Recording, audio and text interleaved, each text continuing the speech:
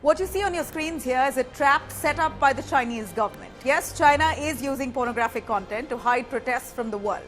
What really happened? Last night I was working on a story on the protests that's currently ensuing in China. And as we all know that Chinese state-sponsored media won't really report most of the protests that are happening. We relied on verified handles on Twitter. And while I was searching for information on Chinese protests on Twitter, I got bombarded with these obscene and suggestive content on my feed. All the way from adult content to redirection to escort services. Quite disgusting and also somewhat hilarious. If nothing else, this absolutely wasted quite a lot of my time. And I, of course, went, what the hell, what's the fuss all about? And turns out, I wasn't the only one here. Even Bloomberg's journalist working in China tweeted about it. The word Shanghai was trending on Twitter last night.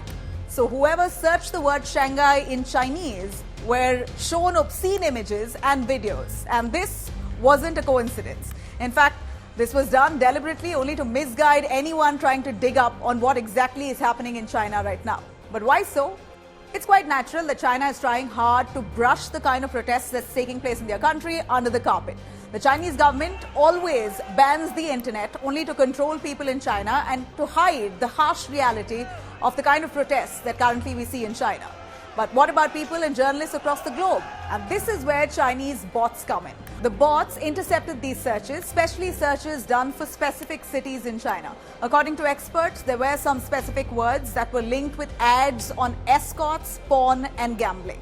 And these words are Beijing, Shanghai, other cities where protests in China are currently taking place. So basically anyone tried to search for these keywords of Beijing, China, Shanghai, etc., they'd be redirected to all kinds of porn.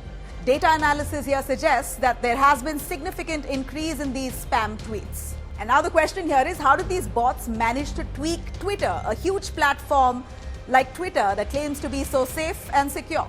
How do these bots really function? Well, Chinese protesters at this point are quite furious and can't possibly be misguided. Will these protesters now, who are so furious, be able to bypass the strange filtering carried out by the Chinese government and show the harsh reality to the world? Remains to be seen. For more informative videos like this, keep watching India Today Newsmo.